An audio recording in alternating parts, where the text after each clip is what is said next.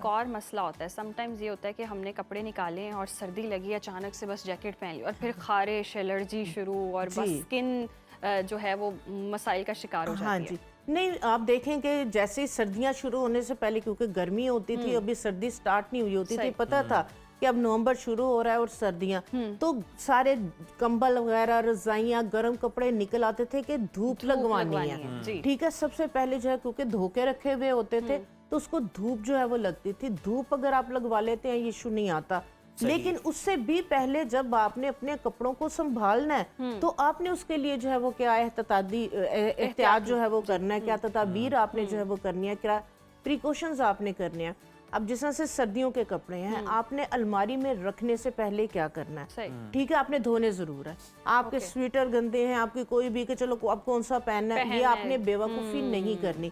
आपने अपने कपड़े धो लिए, उसको फाइनल रेंज के अंदर, अब आपको पता है मैं इसको सेव करने लगी हूँ, आप फाइनल रेंज के अंदर क्या करें, ढेर सारे नीम के पत्ते जो है वो पानी में पकाएं, उसके पानी के अंदर आप अपने कपड़ों को जो है और उसमें 1 या 2 फरनाइल की गोलियां डाल दें पानी के अंदर। उसके अंदर आप फाइनल रेन के अंदर उसके 5 से 7 मिनट के लिए कपड़ों को पड़ा रहने दें, उसके बाद आप उनको सुखाएं। आप देखें कि ना कभी भी आप जब कपड़े निकालेंगे आपके कपड़ों में उस तरह से कोई भी बैक्टीरिया वगैरह नहीं होगा, नंबर 1। नंबर 2, जिस बैग में या जिस अलमारी कैबिनेट के अंदर आपने कपड़े रखने हैं आपने जी, आप क्या करें कि आप जो है वो सिरका लें, ठीक है, सपोज अगर 100 ग्राम आपने सिरका लिया है, उसके अंदर आप एक बड़ी चुटकी काफूर की, जो काफूर है वो किसी भी तरह के बैक्टीरिया को वहां पे आने ही नहीं देता।